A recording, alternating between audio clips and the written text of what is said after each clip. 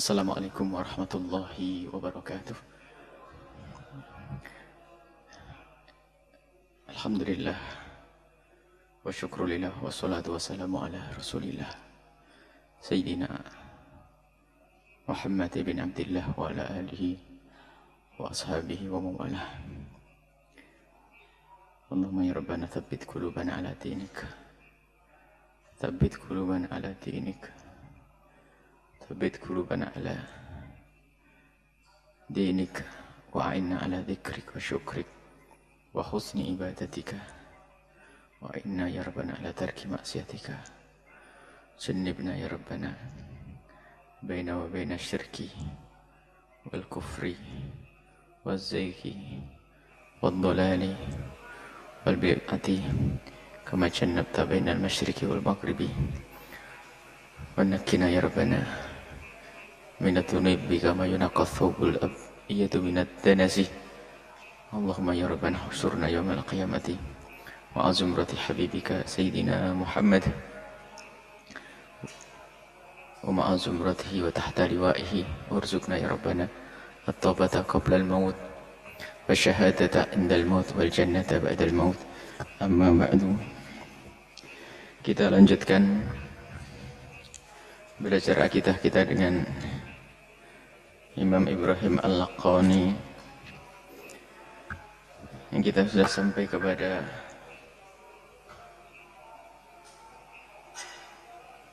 wa wahdatan ajib qala al-musannif rahimahullah ta'ala nafa'ana Allah bihi wa bi ulumihi wa bi ulumikum fi darami ila anqal wa wahdatan ajib lahu wa mithlu dhi iradatun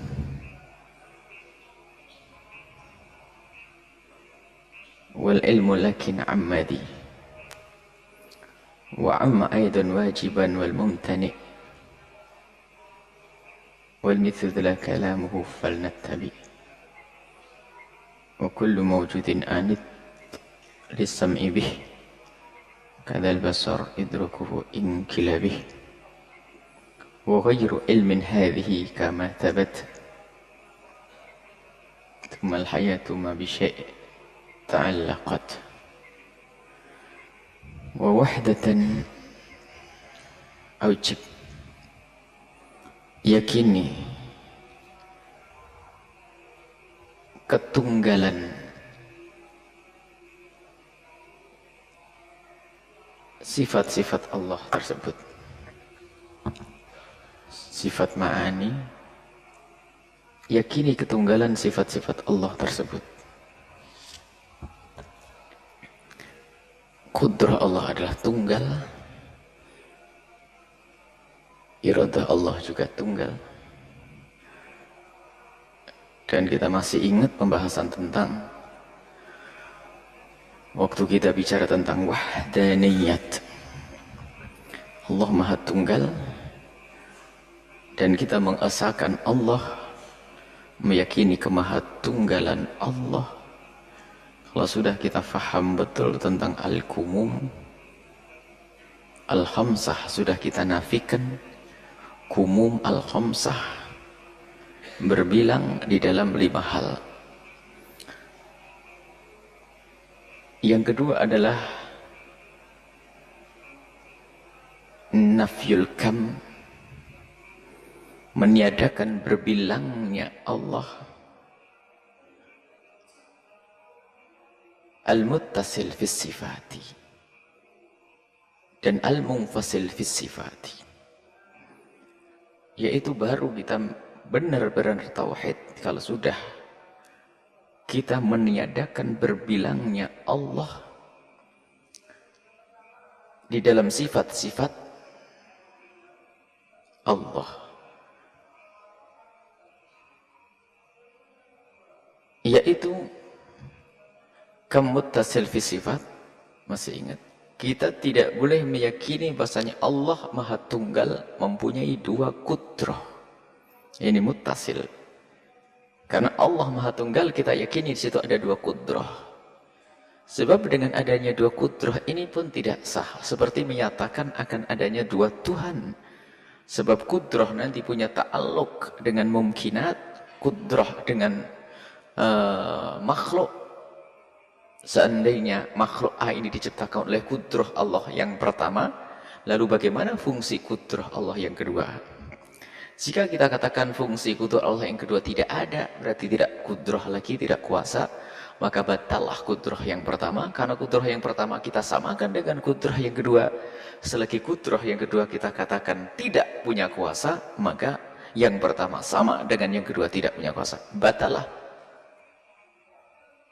berbilangnya kudrah di sini. Ini yang muttasil fidzat, sifat. Munfasil.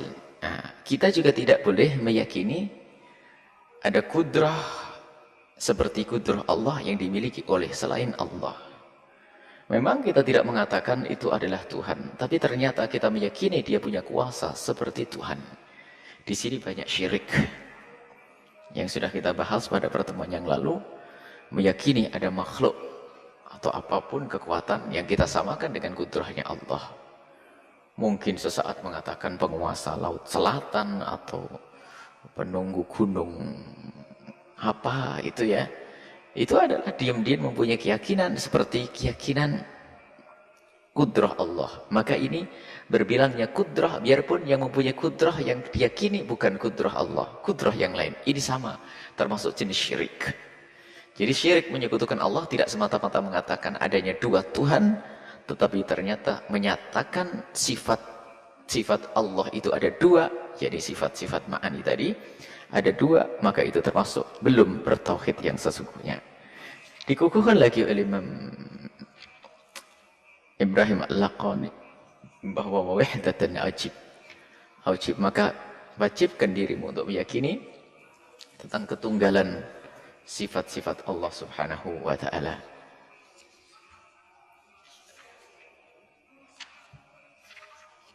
Yakini ketunggalan sifat-sifat Allah Subhanahu wa ta'ala. Wa mithlu di, yani tadi sifat kudrah diarahkan kepada kudrah. Wa mithlu di, dan selain kudrah juga iradah. Sifat iradah. Kudrah iradah harus kita yakini tidak berbilang iradah Allah. Tidak berbilang iradah Allah. Sebab kalau iradah Allah berbulang unik. Jika si A ini terwujudkan karena takhsisnya iradah Allah. Kemarin iradah itu kan takhsis.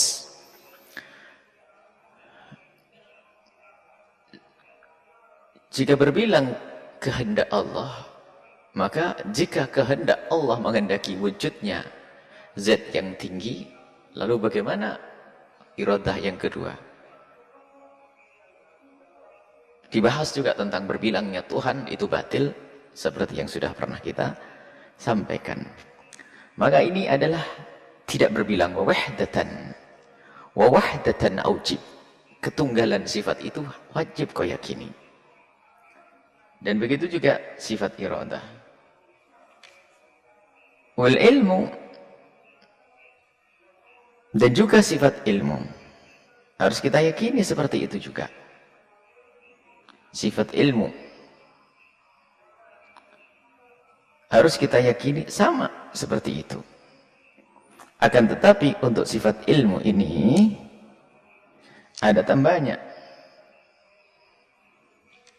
Ada tambahannya di dalam masalah ta'alluq. Kalau kemarin disebutkan ta'alluqnya sifat kudrah dan iradah adalah bil mumkinat. Ta'alluqnya sifat kudrah dan iradat adalah bil mumkinat. Artinya hubungan antara sifat kudrah dan iradah, pengaruhnya sifat kudrah dan iradah atau takdirnya itu hanya kepada sesuatu yang mungkin ada. Dan ini harus sudah faham betul bahwa kudrah Allah, iradah Allah tidak ada hubungannya dengan sesuatu yang mustahil adanya atau sesuatu yang wajib adanya. Sebab wajib adanya Allah tidak ada hubungannya dengan kudrah dan iradah Allah. Allah tidak bisa dikatakan Allah menghendaki keberadaan Allah, karena tidak ada hubungannya. Adanya Allah dari dulu dan dahulu. Sehingga hanya Allah tidak bisa dikatakan dikehendaki oleh iradah Allah. Bahkan adanya Allah, ya Allah sudah beriradah dan juga berkudrah, sehingga tidak ada hubungannya tentang wujud Allah yang wajibul wujud tadi. Begitu juga sifat-sifat mustahil bagi Allah tidak ada hubungannya dengan kudrah iradah Allah, seperti yang sudah pernah diulang-ulang. Bagaimana jika Allah menciptakan Tuhan lain lagi, adanya Tuhan selain Allah adalah mustahil, maka kudrah iradah Allah tidak ada hubungannya dengan yang mustahil. Sehingga itu pertanyaan yang tidak benar. Selagi salah bertanya, maka tidak perlu dijawab. Atau bagi yang namanya ilmu, adapun ilmu itu tidak sekadar kemauan, walakin ummadi. Kalau ilmu Allah itu ta'alluqnya bukan kepada mungkinat saja. Kalau ilmu Allah tidak ada hubungannya bukan kepada mungkinat saja. Artinya pengetahuan Allah itu, Allah tahu kalau kudrah Allah hubungannya dengan sesuatu yang mungkin. Masih ingat sesuatu mungkin ini adalah sudah pembahasan lama, tidak boleh diulang lagi. Mungkin harus tahu apa makna mungkin. Ada wajibul wujud dan mungkinul wujud, mustahilul wujud. Kalau ilmu Allah itu maksudnya Allah Maha tahu tentang apa? Tidak terbatas kepada sesuatu yang mungkin. Keberadaan kita Allah Maha tahu, kapan kita mati Allah tahu, keadaan kita di akhirat Allah juga tahu. Akan tapi ketahuilah Allah juga tahu bahwasanya adanya Tuhan selain Allah itu mustahil, Allah juga tahu. Dan Allah juga tahu tentang zat Allah yang wajib adanya. Sehingga ta'alluqnya sifat ilmu Allah itu umma, mencakup semuanya. Dari yang mungkinat, wajibat, mustahilat. Jadi tidak benar kalau Allah tidak tahu kalau mustahil adanya Tuhan dua itu. Allah tidak tahu kalau mustahil Allah kita, enggak benar, pasti tahu. Allah Maha tahu. Allah Maha tahu, mengetahui segalanya. Allah bikulli syai'in alim, bikulli syai'. Dan syai' ini mencakup segalanya. Allah Maha tahu. Kemudian wa umma aidan, maksudnya ini wa umma aidan maksudnya takluknya sifat ilmu itu wa umma aidan wajiban wal mumtani. Wa mithlu dha kalamuhu falnattabi. Kalamuhu falnattabi.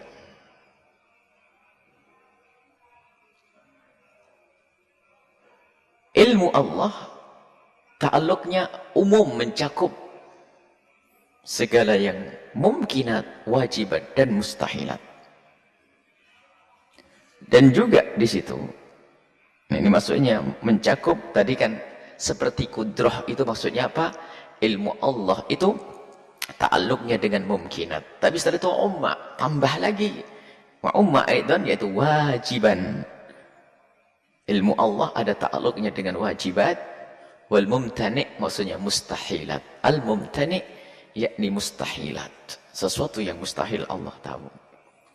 Wa mithlu dha kalamun. Begitu juga di sana adalah sifat kalam Allah Subhanahu wa taala sama seperti ilmu Allah Subhanahu wa taala, yaitu ta'alluqnya kepada wajibat, jaizat, mustahilat.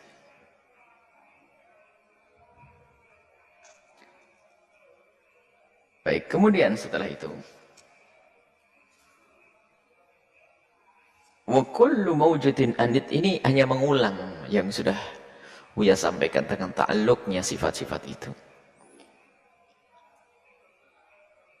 Wa kullu mawjudin anid lis-sam'i bih kadal basar idrakuhu inkilabih. Adapun sifat sama, maksudnya wa kullu mawjudin anid, anid ikut sambung ta'alluqnya kullu mawjudin kepada segala yang ada, mawjud lisam'i bi sama, maksudnya ta'alluqnya sama itu sifat sama adalah kepada semua yang mewujud. Itu madhabnya Abul Hasan al-Asy'ari. Sama pendengar, Allah maha mendengar kepada segala yang ada. Dan yang ada sini masih ingat, menurut Abul Hasan al-Asy'ari berbeda dengan Sa'duddin at-Taftazani. Kalau Imam Abul Hasan al-Asy'ari mengatakan bahwasanya sama Allah ta'alluqnya kepada al-mawjudat, segala yang ada. Mawjudat, sesuatu yang didengar dan sesuatu yang dilihat. Sesuatu yang didengar adalah ada sesuatu yang didengar, ada sesuatu yang dilihat. Maka Allah mendengar sesuatu yang didengar, dan juga Allah mendengar sesuatu yang dilihat. Memang sedikit iskal, tapi sudah kita jabarkan pada pertemuan yang lalu.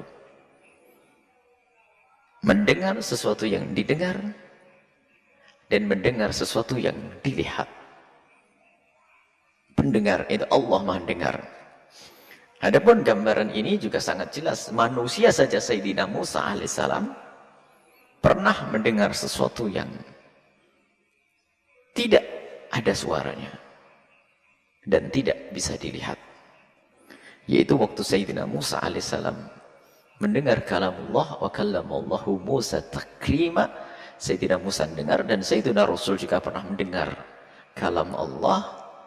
Dan itu lihat, kita semua tahu kalam Allah itu bila sautin wala harfin wala taqdimin wala ta'khirin. Lalu yang didengar apa kalau bukan saut? Kenyataan begitu di dalam akidah kita. Maka sama ta'alluqnya adalah dengan sesuatu yang ada. Ini samanya Allah. Kalau pendengaran manusia normal seperti kita, ya kita hanya mendengar masmu'at seperti manhajnya Taftazani. Kita hanya mendengar masmu'at, sesuatu yang bisa didengar. Masmu'at. Kemudian kadal basar, begitu juga sifat basar Allah itu ta'alluqnya, sangkut pautnya adalah dengan sesuatu yang ada. Bukan kepada mubsorot saja seperti manhajnya Syekh Sa'duddin at-Taftazani al-Asy'ari. Akan tapi ketahuilah bahwa yaitu seperti yang sudah kita bahas pada pertemuan lalu, Allah bisa melihat suara. Bikin pusing katanya, tidak usah pusing, begitulah. Karena apa? Sifat Allah mencakup segala yang ada. Dan makna ada ini bukan sekedar sesuatu yang dilihat, yang didengar pun adalah ada. Selagi yang ada, maka ketahuilah Allah bisa melihat.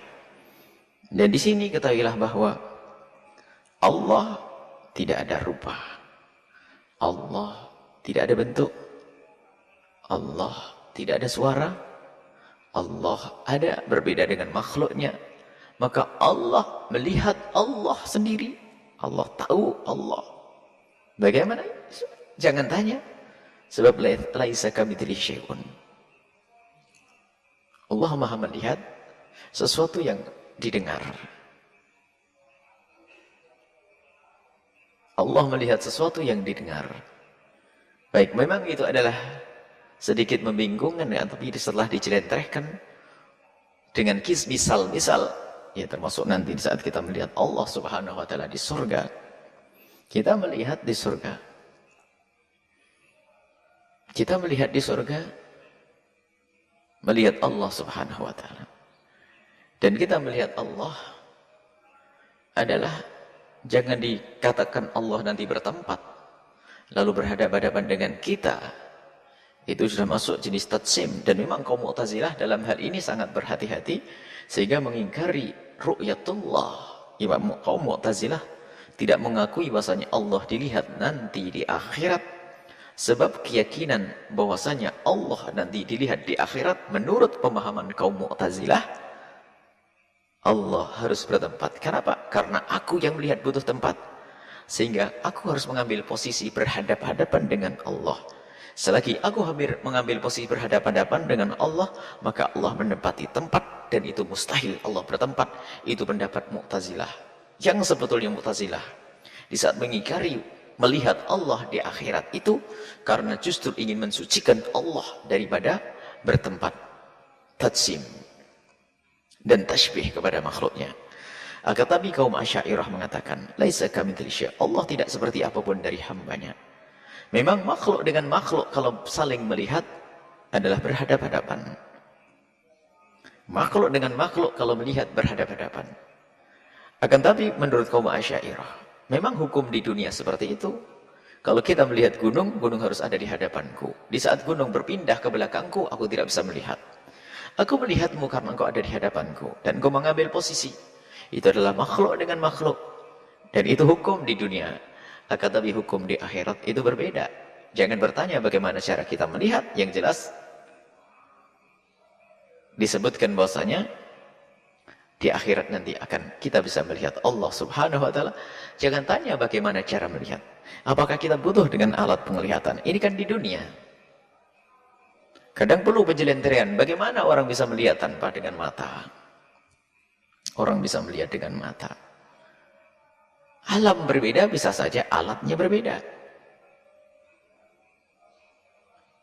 Kadang perlu contoh. Bagaimana bisa melihat sesuatu yang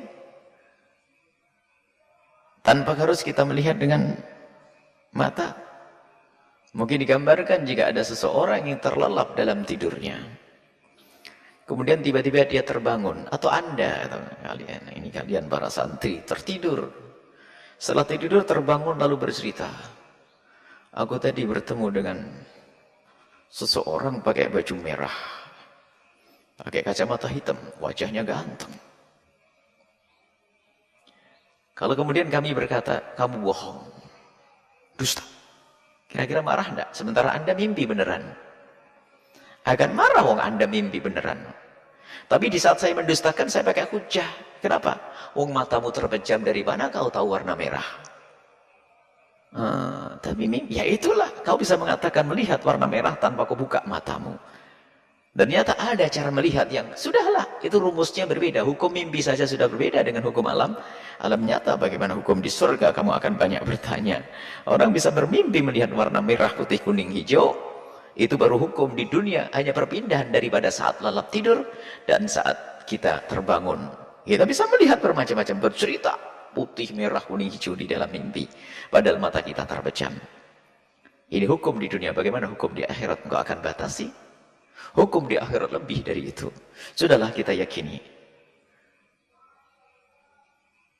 Yang mendapatkan al-husna, kebaikan surga, wa ziyadah, tambahnya adalah melihat Allah SWT. Wujuhi yawma idzin nadhirah. Wajah-wajah hamba yang beriman nanti akan melihat Allah. Nah ini artinya jangan terlalu pusing dengan takbir para mutakallimin seperti Imam Abul Hasan Al-Asy'ari yang mengatakan bahasanya Allah bisa melihat sesuatu yang Allah bisa melihat suara dan Allah bisa mendengar warna. Itu adalah takbir-takbir yang sangat mudah dijelenderkan bagi orang yang mencoba merenung panjang. Akan tapi Sa'duddin At-Taftazani membatasi Allah melihat al-mubsarat dan Allah mendengar al-masmu'at. Selesai. Ini adalah dialog di antara pakar akidah. Akan tapi Abul Hasan Asy'ari pun juga dengan hujjahnya, dan itu pun juga buah daripada renungan. Dan justru dengan isyarat-isyarat Abul Hasan Asy'ari agar kita berpikir jauh tentang hukum-hukum nanti yang ada di sana, tentang di surga dan sebagainya. Baik, kemudian idrakuhu inkilabi. Kita masih tahu, masih ingat sifat idrak. Sebagian mengatakan sifat idrak, tapi kebanyakan mengatakan sifat idrak masuk di dalam sifat ilmu Allah. Jadi selain dari sifat qudrah iradat, ada sifat idrak bagi yang mengatakannya. Akan tapi sebagian mengatakan wakaf. Masih ingat nazam yang sudah kita bahas pada pertemuan yang lalu. Sebagian mengatakan wakaf, tidak kita bahas masalah idrak. Bagi yang mengatakan sifat idrak, dan bagi yang mengatakan sifat idrak itu ya berangkat dari tanda tanya yang ada di benak mereka tentang bagaimana dibahas Allah melihat. Apalagi ikut manhajnya Sa'duddin At-Taftazani, Allah melihat hanya yang mubsarat, yang terlihat. Berikut manhajnya Taftazani, Allah mendengar sesuatu yang didengar. Sepertinya kok, bagaimana dengan hal-hal yang saat ini dirasakan oleh lidah, disentuh oleh tangan, dicium oleh hidung, itu tidak terlihat. Bau wangi nggak ada warnanya, bau wangi nggak ada bentuknya, sehingga nggak ada suaranya bau. Aku mendengar baumu. Ini kan salah bahasanya orang Melayu kan gitu ya. Kedengaran baunya sampai sini. Ada bau kedengaran. Kayaknya ngerti ilmu akidah itu. Jadi pernah gitu. Kedengaran baunya sampai ke sini. Mestinya keciuman kan baunya sini. Nah, baik. Bagaimana ini pertanyaan? Aku mendengar bau. Sehingga, kelihatannya karena Allah maha sempurna dengan sifat-sifatnya, baru di dalam pikiran mereka para mutakallimin menghasilkan satu pencarian dari sesuatu yang sudah ada, bukan mencari sesuatu yang tidak ada. Jadi melacak dari pemahamannya sehingga mereka mencetuskan satu keyakinan bahasanya di situ ada sifat idrak. Sehingga Allah dengan idraknya ini bisa mengetahui namanya bau, wangi, mengetahui panas dan dingin. Panas kan tidak ada warnanya. Apakah setiap merah itu panas? Apel di kulkas dingin jadinya. Dan tidak semua yang merah itu panas. Dan tidak semua yang putih itu dingin seperti salju, tidak. Maka sifat idrak, tapi ini khilaf di antara ulama. Bagi yang mengatakan sifat idrak itu ada, bagaimana ta'alluqnya sifat udrak itu? Sifat idrak. Tentu kalau ikut manhaj Abul Hasan Al-Asy'ari, seperti halnya sifat sama, basar, idrak pun ta'alluqnya dengan mawjudat. Allah yudrik. Allah mengetahui al-mawjudat. Seperti hanya Allah mengetahui al-mashmumat, wal-malmusat, wal-mat'umat. Allah pun mengetahui, Allah melihat itu semuanya. Mashmumat. Jadi, sama basar Allah bisa dihubungkan dengan mashmumat dan mat'umat. Dan juga malmusat. Selesai di situ. Akan tapi bagi mengadakan sifat idrak secara sendiri, maka idrak hubungannya adalah dengan malmusat. Malmusat itu yang disentuh. Kemudian mashmumat yang dicium. Dan juga hubungannya dengan malmusat, mashmumat, dan mat'umat. Ini inkilabi jika dikatakan ada namanya sifat idrak. وغير علم هذه كما ثبت وغير علم هذه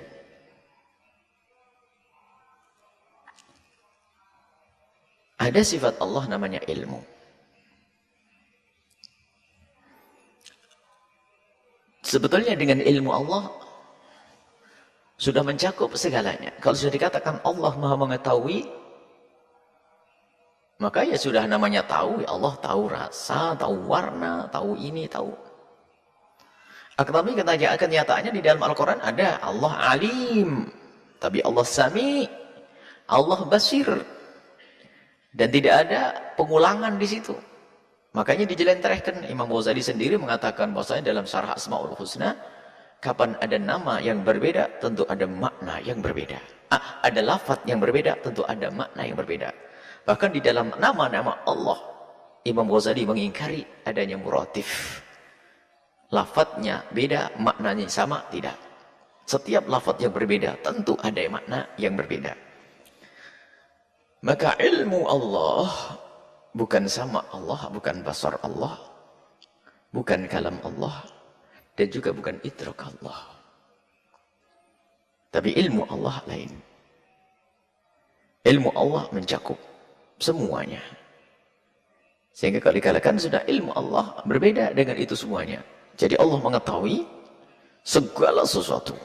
Dan tidak ada batas pengetahuan Allah subhanahu wa ta'ala.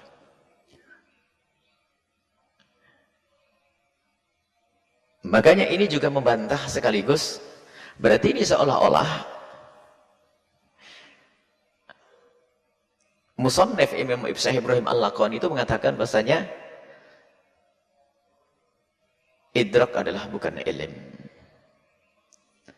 Sementara bagi yang menafikan sifat idrak, mengatakan idrak itu adalah masuk di dalam sifat ilmu. Idrak dimasukkan dalam sifat ilmu.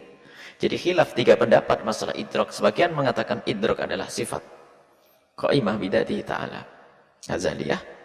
Yang kedua adalah idrak adalah masuk bab ilmu. Yang ketiga adalah wakaf. Yang mengatakan idrak adalah masuk bab ilmu ditolak dengan ini nazam. Sifat-sifat sama basar termasuk idrak itu adalah bukan ilmu Allah Subhanahu wa taala. Baik, kemudian lanjutannya adalah tsummal hayatu ma bi syai' ta'allaqat. Lah, adapun hayah ini menjelaskan tentang ta'alluq. Ta'alluq sifat hayah Allah. Sifat hayah ta'alluqnya adalah dengan apa? Tidak ada ta'alluq dengan apapun dan siapapun. Sebab hayah adalah hidup, Allah maha hidup. Maka dengan sifat hayah itulah Allah subhanahu wa ta'ala, Allah sifat hayah. Jadi hayah tidak ada hubungannya dengan yang lainnya. Tidak ada ta'alluq dengan keberadaan kita. Baik kita ada atau tidak ada, Allah adalah hayah. Sementara kalau Allah punya sifat kudrah, ada hubungannya dengan kita yang ada untuk ditiadakan atau diadakan. Sehingga ada hubungan kita dengan sifat kudrah Allah. Keberadaan kita adalah dengan kudrah Allah. Kematian kita dengan kudrah Allah. Hidup kita dengan kudrah Allah. Jadi ada hubungannya dengan kita. Kehidupan kita hubungannya dengan kudrah Allah dan iradah Allah.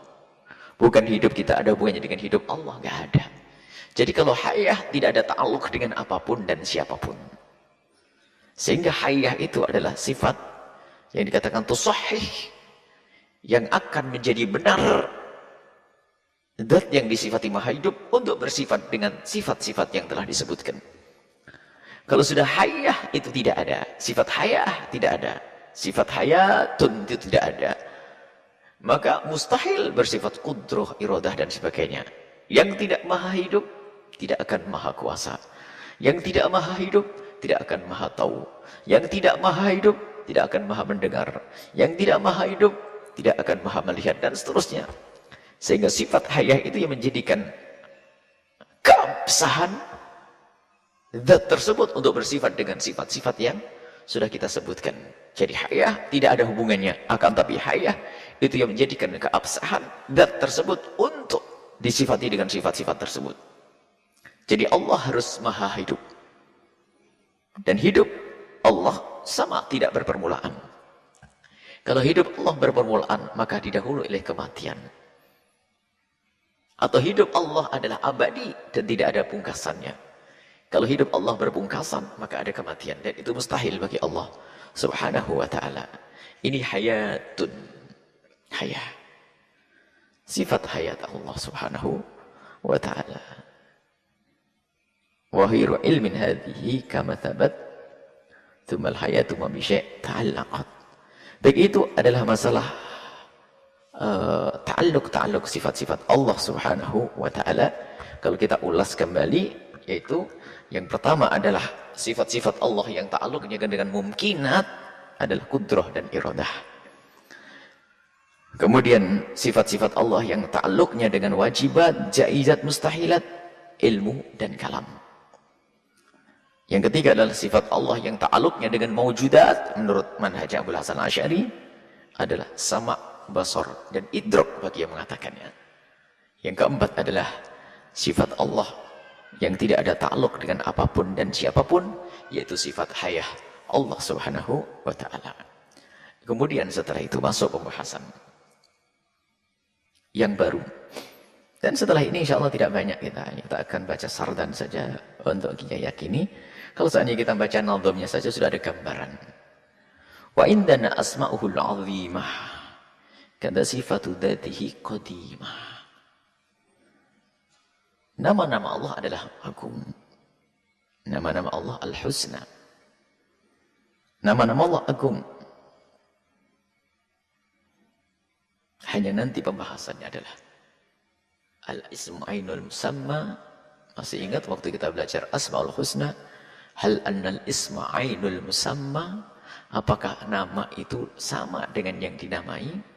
Kalau kita menyebut nama, maka sekaligus yang dimaksud adalah dinamai, atau al-isim ghairul musamma.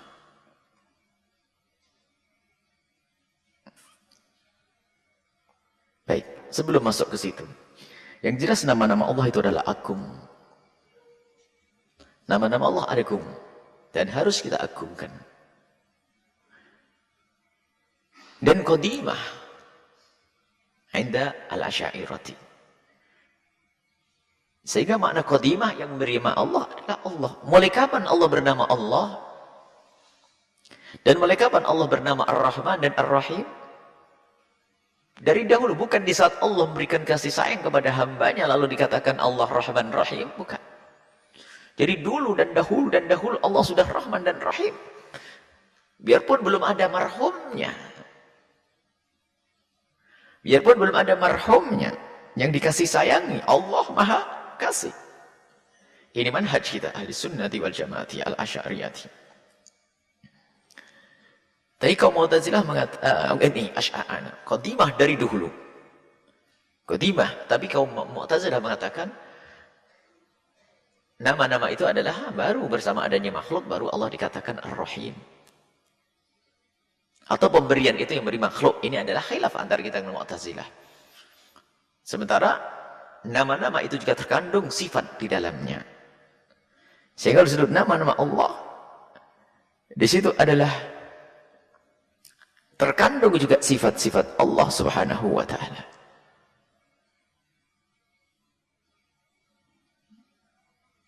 Jadi nama-nama Allah juga terkandung di dalamnya sifat-sifat Allah. Dan kita tahu sifat-sifat Allah adalah semuanya qadimah kecuali sifat fi'il. Ada namanya sifatul af'al. Misalnya apa? Imatah. Allah mematikan. Jadi waktu Allah mempunyai pekerjaan mematikan, waktu mematikannya bersama matinya seorang hamba. Tapi dengan kudrah Allah yang qadimah, azaliyah, tetap. Tapi sifat-sifat dat Allah, ini sifat dat adalah qadimah. Nama-nama Allah qadim, sifat-sifat Allah juga qadimah. Dari dulu dan dahulu adanya sifat-sifat Allah dan nama Allah. Ini yang harus kita yakini. Perbedaan kita dengan kaum Mu'tazilah, Mu'tazilah mengatakan bahwasanya nama-nama itu adalah baru dan diberi nama oleh makhluk itu sendiri. Di saat adanya makhluk baru memberi nama Allah. Itu ditolak dengan hujah yang banyak sekali oleh kaum Asy'ariyah. Kemudian wakhtira anna. Wakhtira dan dipilih pendapat yang dipilih. An-nasmahu tauqifiyah an-nasmahu. Karena dhurratu syi'ri ada yang dibuang. Anna asma'ahu. Wakhtira dan pendapat yang dipilih. Artinya ada khilaf di dalam hal ini. Asma'uhu waktir an-nasmahu. Ini an-nasmahu tauqifiyah. Tauqifi ini adalah kita serahkan kepada Allah. Tidak boleh kita membuat sendiri. Tauqifi. Tidak boleh kita menetapkan nama-nama sifat-sifat Allah kecuali memang ada dari Allah Subhanahu wa ta'ala. Wakila. Ada pendapat yang mengatakan bukan tauqifiyah. Tapi bisa kita membuat sendiri-sendiri. Termasuk ini diambil oleh kaum Mu'tazilah. Dan nanti akan dijelaskan bagaimana dengan sifat kitab yang tidak pernah disebutkan oleh Allah di dalam Al-Quran. Dan juga mutakallim tidak pernah disebutkan oleh Allah. Dan memang kritikan tajam dari orang yang anti Mu'tazilah. Sehingga Abul Hasan al-Asy'ari yang memang beliau adalah alumni dari Mu'tazilah, di saat menetapkan sifat-sifat seperti qidam atau Allah qadim, kemudian muridan, tidak ada di dalam Al-Quran muridan, na'am, yurid Allah ya, tapi muridan tidak ada, kemudian mutakallim tidak ada, al-qadir ada misalnya, atau mutakallim, maka disitulah ada Ada hujatan kepada kaum Asy'ariyah, dan itu harus dijelaskan. Apa yang dimaksud dengan Imam Abul Hasan al-Asy'ari dan pengikutnya di saat beliau mengukuhkan sifat-sifat itu. Dan memang seperti Imam Ghazali rahimahullah ta'ala, di dalam buku-buku akidahnya, langsung saja kepada sifat-sifat Allah subhanahu wa ta'ala dan nama-nama Allah subhanahu wa ta'ala. Sehingga hampir tidak masuk dalam khilaf ini Imam Ghazali rahimahullah ta'ala. Tapi imam kita adalah Imam Hasan Asy'ari. Beliau adalah pakarnya di dalam urusan ini. Di saat menetapkan nama-nama Allah, sifat-sifat Allah. Sifat-sifat Allah seperti qidam. Sifat baqa. Baqa tidak ada di dalam Al-Quran, tidak ada di dalam hadis Nabi. Qidam tidak ada di dalam Al-Quran, tidak ada dalam hadis Nabi. Bagaimana Imam Ibrahim Al-Laqani menetapkan sifat ini? Sementara beliau sendiri mengambil pendapat waqtira an-nasma'ahu tauqifiyah. Bahwasanya pendapat yang dipilih nama-nama Allah itu tauqifi, tidak boleh kita membuat dari diri kita sendiri. Harus apa yang kita dapat dari syarat, yaitu selagi ditetapkan oleh Allah di dalam Al-Quran, boleh kita ambil, harus kita ambil. Hadis Nabi iya, tapi qidam, baqa, wa khalafatul hawadithi, dari mana sifat itu? Qiyamuhu binafsi, dari mana ini semuanya? Wahdaniyat, dari mana itu sifat? Kan gitu. Sementara tapi begitulah nanti, karena beliau tidak, malah dijelaskan langsung tauqifi, padahal sebelumnya beliau telah mendatangkan sifat-sifat Allah yang bukan tauqifi secara lafadznya, bukan tauqifi. Kenapa tidak mengatakan wal awwalu saja daripada qidam, wal akhiru daripada baqa, isa kamitsli syai'un aw lam yakun lahu kufuwan ahad daripada pakai mukhalafatul hadithi. Ya, ini harus ada di benak ini para pelajar akidah, supaya nanti kelak di saat ada hujatan-hujatan dari orang di luar Asy'ariyah, kita harus punya gambaran tentang hal ini semuanya. Baik, biar ada di otak kita semuanya ini. Gambaran-gambaran tentang ini. Waqtira an-nasma'uhu tauqifiyah. Pendapat yang dikukuhkan bahwasanya nama-nama Allah termasuk sifat-sifat Allah itu adalah tauqifiyah. Kata sifat fahfat as-sam'iyah. Begitu sifat-sifat Allah tauqifi. Tidak boleh kita membuat nama Allah sesuai sesuka hati kita, dan berbahaya memang. Allah khaliq, dan khaliqu kulli syai'. Setelah kita Allah mengetahui Allah khaliqu kulli syai', di saat kita melihat sesuatu kita nisbahkan khaliqu apa? Khaliqu apa? Khaliqu berabe, kacau. Harus ada nas dari Al-Quran. Bagaimana sekarang ini? Itu tadi, ini harus kita punya bahan-bahan renungan tentang sifat-sifat Allah, sehingga kita juga tidak boleh memelintir kritikan dari kaum-kaum di luar sana. Memang kadang dalam bahasa debat dan dialog kita harus memang kadang kalau sudah debat itu kadang sudah tidak normal lagi. Kita ingin menjelaskan seperti ini, bukan waktunya. Suatu ketika ada yang mengatakan Asy'ariyah adalah sesat. Ada kita terjadi diskusi dengan Allah yarham. Semua orang sudah meninggal, semua diampuni. Akidah yang suka bid'ahkan, akidah yang dikit-dikit menyesatkan orang, mengkafirkan. Ada namanya Nabhan Husin di mana, di Depok.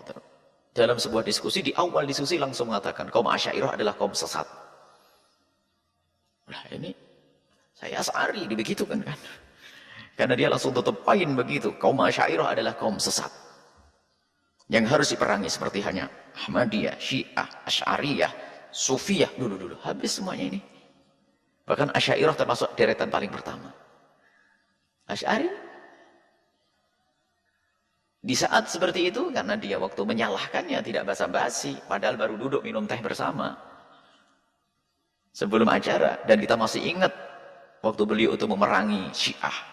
Kita masih kecil, umur 14 tahun baru masuk pondok, rame-ramenya Syiah di Bangil. Beliau masih muda, rambutnya gondrong dan fasih bicara tentang Syiah. Ya kita senang, kemudian sudah kita lihat beliau sudah udzur, sudah sepuh, dan kita juga Tak tahu sih antum, wah ini sudah nggak enak, ini provokasi kalau begitu. Mengajari orang untuk bermusuhan ini. Akhirnya langsung kita pakai bahasa kita sudah bahasa menolak. Biarpun benar akan tapi tidak menjelaskan hujah-hujah kaum Asy'ariyah. Kami hanya mengatakan kepada jamaah yang waktu itu mulai kebawa kepada provokasi orang tersebut yang mengatakan Asy'ariyah adalah sesat dengan sifat 20-nya itu. Maka kami katakan, apakah ada yang salah dari sifat 20? Wahai jamaah, padahal mereka itu kalau secara detail mengkritisi dari sisi pemberian nama itu loh, dan pemberian nama sifat-sifat itu. Bukan maknanya, bukan mafhum kullinya. Akan tapi dalam bahasa penolak untuk pengukuhan, kita hanya mengatakan, apakah ada yang salah dari sifat-sifat 20 itu? Kemudian kami tanya kepada yang hadir waktu itu, hafal enggak dengan berikut ini? Apa itu? Allah wujud, kisah, jamaah semuanya hafal. Hitam bakom al-fatul hawadith. Nah kemudian, baik, apakah ada yang salah dari sifat ini? Allah ada atau tidak? Ada. Yang mengatakan Allah tidak ada, hukumnya apa? Kafir. Betul. Allah dahulu atau tidak? Yang mengatakan Allah baru, kafir. Berarti apa yang salah dari sifat ini? Harus kita sampaikan begitu. Sebab ini loh yang dimaksud Abu Asy'ari secara mafhumnya ya kayak begini. Adapun penentuan sifatnya ini adalah pembahasan khusus. Tapi jangan provokasi, kaum Asy'ariyah adalah batil, kaum Asy'ariyah sesat. Mereka punya dialog panjang tentang ini semuanya. Apa yang salah dari sifat 20? Tahu? Maknanya salah. Kalau masalah pemberian nama sifat-sifat ini, ayo kita bahas secara khusus. Jangan langsung dipukul rata. Sifat 20-nya dengan sifat 20-nya adalah sesat. Gimana sifat 20 ini mengukuhkan keyakinan yang luar biasa? Allah maha dahulu, Allah abadi, Allah berbeda dengan makhluknya. Allah, nah ini, mana yang salah dari ini semuanya?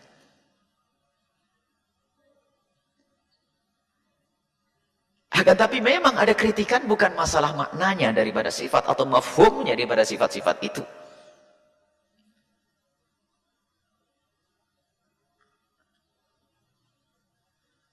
Yang dalam istilah matek mafhum kulli. Jadi kalau dikatakan insan masuk di dalamnya adalah Ahmad, Ali dan seterusnya. Kalau sudah dikatakan kidam ya masuk dengan sifat awaliyah, la awaliyah, yakni awal yang tidak ada mendahulunya. Ini adalah pembahasan. Nanti insya Allah dibahas secara khusus. Baik, ini gambaran. Iskalnya kita tuh harus ada tahu kita itu. Apa sih kritikan mereka itu kepada kita kaum Asy'ariyah di dalam pemberian nama ini? Bukan mafhumnya, bukan makna daripada sifat-sifat yang selama ini kita yakini. Kalau sifat-sifat tidak ada yang bisa mungkiri. Yang mengatakan Allah bisu, ya. Sehingga semacam terbentuk satu cara berpikir yang ekstrim. Kelompok mereka yang suka membid'ahkan, menetapkan sesuatu yang sudah ditetapkan Allah, sehingga mengatakan sifat tangan, sifat mata, sifat ini sifat-sifat ini. Sisi lain seolah-olah kaum Asy'ariyah membuat nama-nama yang tidak ada di dalam Al-Quran dan hadis Nabi. Nah, ini kutub. Sehingga teman-teman ini semuanya, kita harus tahu bagaimana ini kaum Asy'ariyah di saat menetapkan sifat-sifat tersebut. Baik. Yang jelas sifat-sifat itu menurut pendapat yang dikukuhkan adalah tauqifiyah. Dari nas, tidak boleh siapapun dari kita membuat nama-nama atau sifat-sifat Allah dari diri kita sendiri. Dan ini adalah pembahasan yang sangat penting, detail. Insya Allah ini mukadimahnya, penting ada gambaran, biar ada kerinduan besok dengar apa kira-kira. Bagaimana kok pemberian Imam Abu Asy'ari tentang sifat Allah kita? Mutakallim tidak ada. Ini bagaimana itu semuanya? Yang jelas waqtira dan pendapat yang dipilih, yang dikukuhkan bahwasanya madhab jumhur nama-nama Allah tauqifi. Tauqifi adalah dari nas.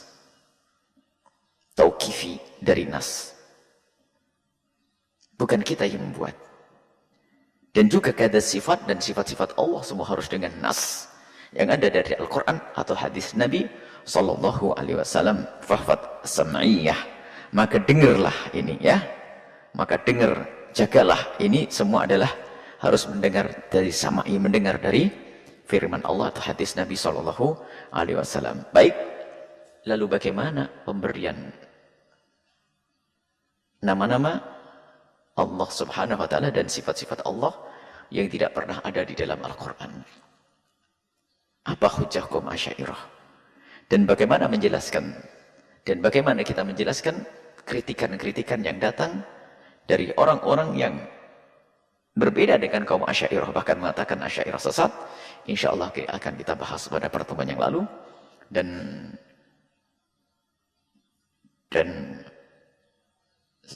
memang begitulah kalau orang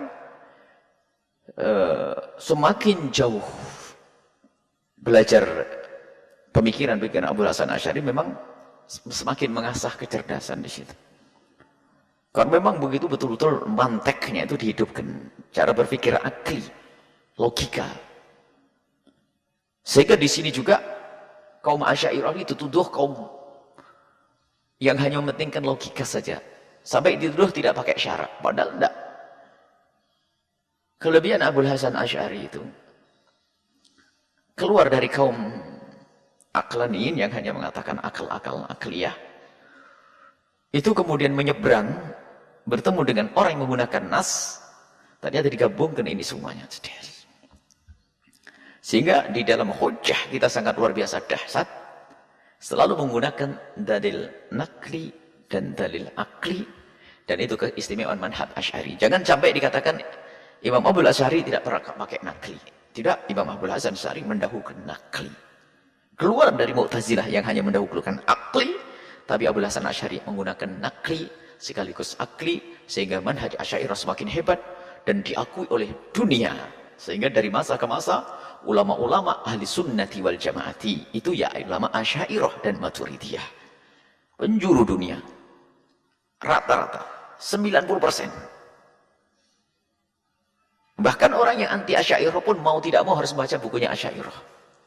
Dalam ilmu hadis Ibnu Hajar al-Asqalani Asy'ari, Imam Nawawi Asy'ari, ayo apalagi siapa tokoh besar Asy'ari. Kenapa? Orang cerdas sangat senang dengan cara berpikir Abu Hasan berpikir, tapi tanpa melupakan nas. Semakin kokohlah manhaj Abu Hasan al-Asy'ari. Itulah kaum Asy'ariyah. Kita semua adalah kaum Asy'ariyah. Semoga Allah menjaga iman kita, menjaga akidah kita semuanya dalam akidah yang Allah ridhoi, akidah para ulama, akidah Nabi SAW, yaitu akidah ahli sunnati wal jamaati al-asy'ariyati sufiyah. Menjaga umur kita dalam ketaatan, sehat afiat. Berikan kepada kita kekhusyuan, hati yang semakin patuh kepada Allah, rindu kepada Allah, takut kepada Allah. Dan semoga Allah memberikan nur di hati kita, menghilangkan kekotoran-kekotoran hati. Husnul khatimah, husnul khatimah, husnul khatimah. Hai Nafil.